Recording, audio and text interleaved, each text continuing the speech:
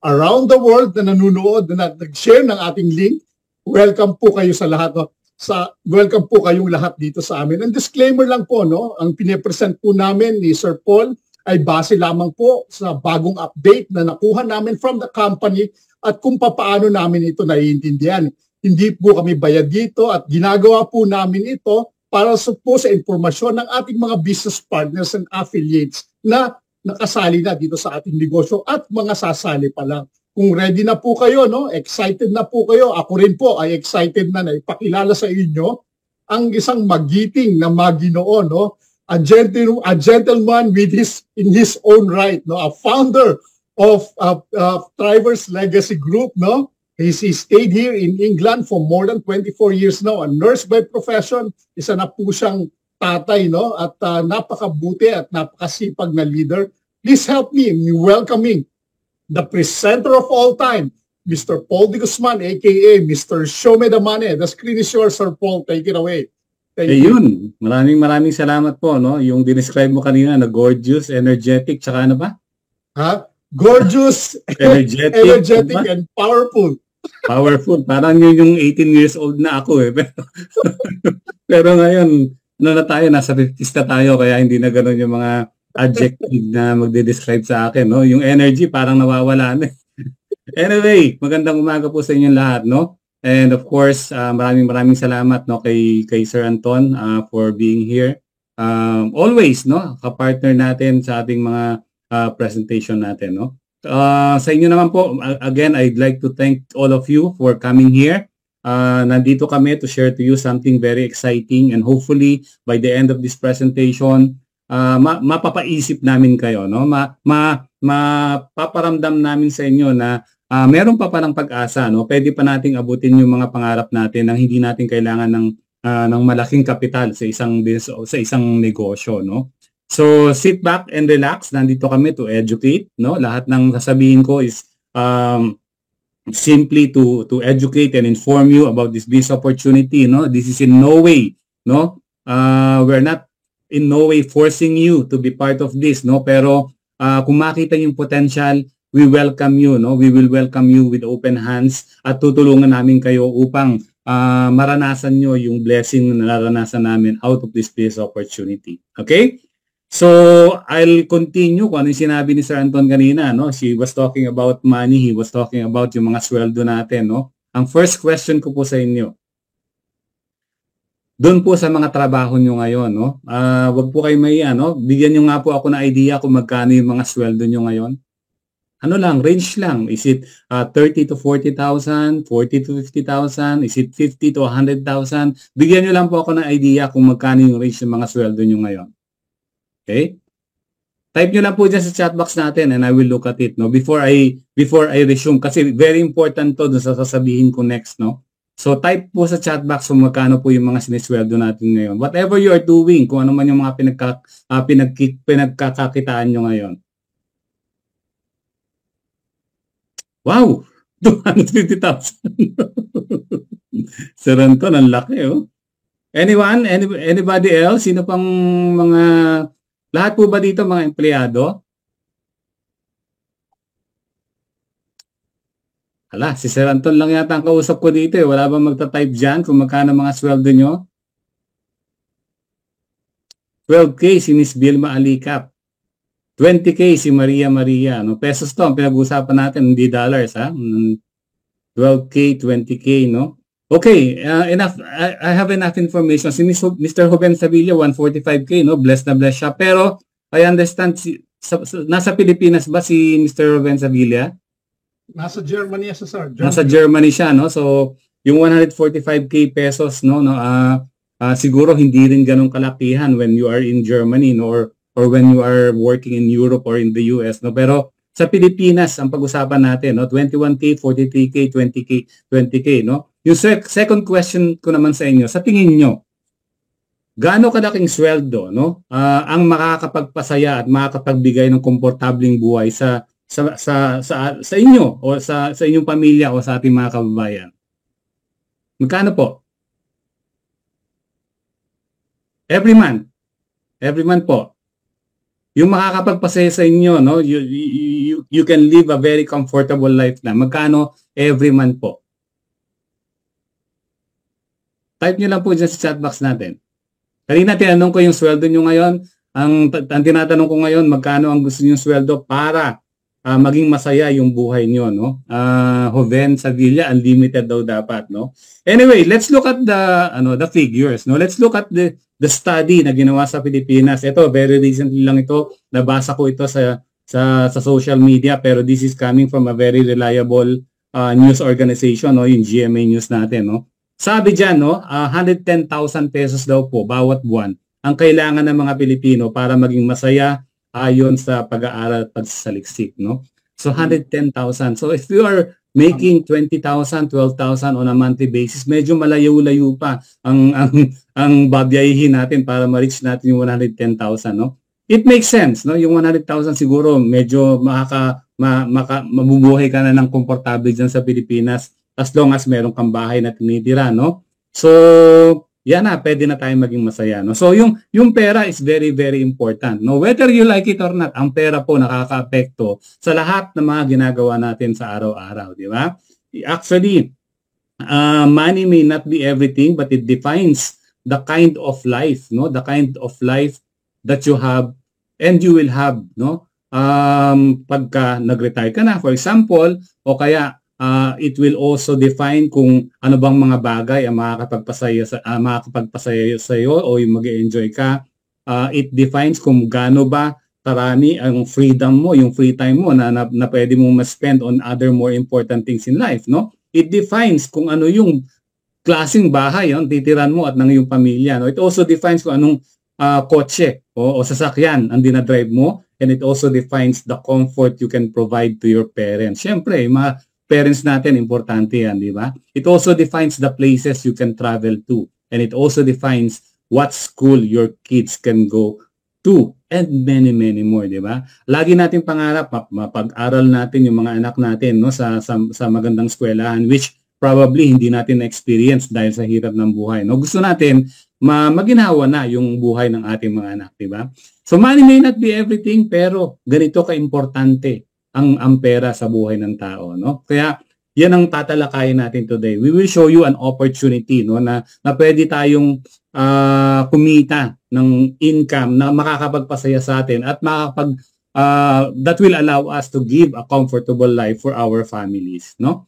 So ang importante lang po, buksan natin yung mga isipan natin. Karaniwan po na naghihiwalay sa atin at sa mga bagay na gusto natin sa buhay ay yung willingness natin to change our mindset. Ang isipan daw po natin ay parang parachute, no? It works best when it is open. When you have an open mind, natututo ka ng mga bagong skills, mga bagong options, at na-appreciate mo yung mga bagong opportunity na dumadating sa harapan natin. Okay? Kaya buksan po natin ang ating mga isipan. Isang negosyo po na para sa lahat ang ipepresent ko sa inyo dahil isang negosyo na pwedeng gawin ng kahit sino, no? Regardless of your background. Hindi mo rin kailangan ng mataas na educational background dito. Pwede mong gawin kahit saan, pwede mong gawin kahit kailan. Hindi mo rin kailangan ng malaking kapital, maliit na puhunan lang, pwede na. Dito pwede kang kumita in euros, pwede kang kumita in the form of digital assets katulad ng NFT and cryptocurrency na tulad ng sinasabi ni Sir Anton kanina, no? Dito, pwede kang kumita habang naglalaro ka, no? Di ba ang sarap? Habang naglalaro ka, kumikita ka. Dati, laro lang, no? Walang kwenta, walang nangyayari, di ba? Pero ngayon, pwede ka na maglaro habang kumikita ka. Pero ito pa, pwede ka rin kumita dito habang natutulog ka. Pero hindi ko naman sinabi na pagsali mo dito ay matulog ka na matulog at umasa, nakikita ka na malaki, no? Hindi po ganon. Trabahuhin muna natin yung negosyo, i-build natin yung foundation, and there will come a time na kapag stable na-reach mo na yung critical mass na tinatawag, kahit tumigil ka, tuloy-tuloy pa rin ang pasok ng income sa iyo through this business opportunity. Okay ba yon? Transferable, pwede natin ipamana, pwede natin iwan as a legacy to the members of our family, and I know some people na talagang naranasan ito, no? This is also 100% mobile business. Ang tanging kailangan nyo lang po para patakbuhin itong negosyo na to, yung mobile phone natin, yung smartphone kung tawagin, di ba? Pero hindi smart yan, no? Kung ang dami yung oras na ginugugol sa cellphone nyo tapos hindi kayo kumikita. Useless yung smartphone nyo, baka hindi smart yan, di ba? Magiging smart yan kung kumikita tayo through our mobile phone. Kaya tuturuan namin kayo how we can convert your mobile phone into a powerful, no, income generating machine, no, yung magpapasok ng pera sa atin, no. So are you ready to know about this business opportunity? Type 1 po sa chat box natin, no. We will talk about the company, we will talk about the products and services, pag-usapan natin yung compensation plan, paano ba tayo kikita dito, at tuturuan namin kayo kung paano kayo magsisimula dito sa negosyo na ito. Pero pag-usapan muna natin yung kumpanya na magbibigay sa atin ng opportunity. Ang pangalan nito ay C1. Ang C1 po ay isang affiliate marketing company, very similar to Uber, Amazon, and Booking.com. I'm sure mas narinig nyo yung mga company na yon, no? Anong pagkakapareho nila? Pareho silang walang sariling produkto, pero meron silang mga powerful online marketing platform na ginagamit ng iba't ibang kumpanya upang ma-market o ma-promote yung kanilang mga products and services. Give you a perfect example. Si Uber, meron ba siyang sariling taxi? Wala, di ba? Pero every time na mag-book ka ng taxi through Uber, yung ibabayad mo sa taxi, part of that napupunta kay Uber. Di ba? Pag bumili ka ng isang produkto kay Amazon, halimbawa, natipuan mo isang rubber shoes ng Nike, nakita mo sa Amazon, mas mura, binili mo doon. Part of the money na babayad mo doon sa sapatos na yon, napupunta kay Amazon. O kaya mag-holiday ka sa Hong Kong, for example, kailangan mo mag-book ng hotel. Nag-book ka ng hotel through Booking.com dahil meron silang 10 to 20% discount, no? Part of the money na binayad mo sa hotel na yon, napupunta kay Booking.com, no? Kaya payaman ng payaman itong mga company na to, at doon nakuha ng company yung konsepto ng affiliate marketing, no? Pero ngayon, the company has become more diverse, no? Nag-expand po yung company from just simply becoming an affiliate marketing company as to a company na nagbibigay sa atin ng access to such exciting technologies tulad ng cryptocurrency, ng Web3, ng NFT, tsaka ng virtual gaming. Kasi ang mission po ng ating kumpanya ay mabigyan tayo ng sustainable business opportunity, no? And give all of us the chance of financial success or financial freedom na tinatawag. Okay? Ang company po na to nag-start in 2019. So we are 5 years strong. Very stable na itong company na to. Meron tayong napakalaking opisina dyan sa Dubai, no? We have more than 50 million affiliates worldwide, over 185 countries to date. Walang geographical limitation. Kahit nasa Pilipinas ka, nasa Hong Kong ka, nandito ka sa UK, pwede mong gawin yung negosyo all over the world. Diba? Ang galing, no? Walang geographical limitation. 5 years of phenomenal success. We broke a lot of records in this industry, no?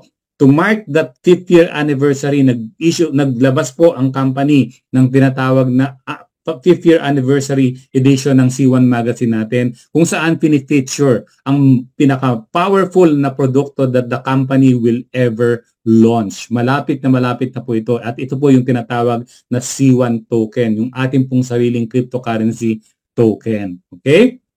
Malapit na po yan. Pag-uusapan natin maya-maya yan. Now, sino po ba ang man behind the success of this company? Wala pong iba kundi si Jonas Eric Werner, isang visionary founder of C1, isang IT expert with more than 25 years of successful entrepreneurial experience, no? Very recently, last month lang, no? He was the keynote speaker dun sa Token 2049 yata, no, doon sa Dubai, no, isang malaking event para sa lahat ng mga cryptocurrency company, no. Siya po ang pinaka-keynote speaker doon, no, and he talked about how the C1 token is going to be really big para sa ating lahat. Okay? Now, ang question, bakit cryptocurrency, no, ang naisip ng company? Simple lang, because of the history of the cryptocurrency, because of the power of cryptocurrency. Naalala nyo ba nung una nating narinig yung Bitcoin in 2000, way back 2009 pa yon, no? Tignan natin ang value ng Bitcoin nung mga panahon na yon, nung una nating narinig. In 2009, ang value po ng Bitcoin, 0.001 of a dollars, no? Para may nag-invite sa akin, sabi nila, mag-invest tayo dito sa crypto. Pero sabi ko, nako, delikado yan, no? Baka scam yan, no?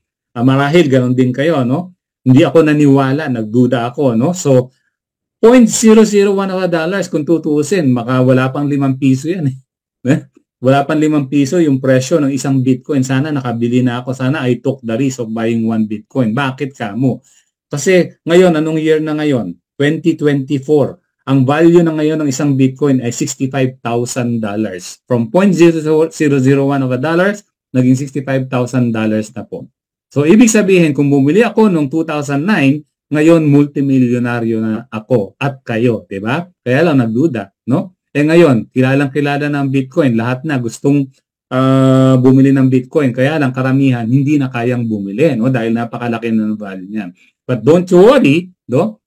Hindi lang naman Bitcoin ang cryptocurrency, marami pa namang ibang cryptocurrency token. In fact, our company is launching, no, our biggest product ever, no, yung ating sariling C1 token na tinatawag, no.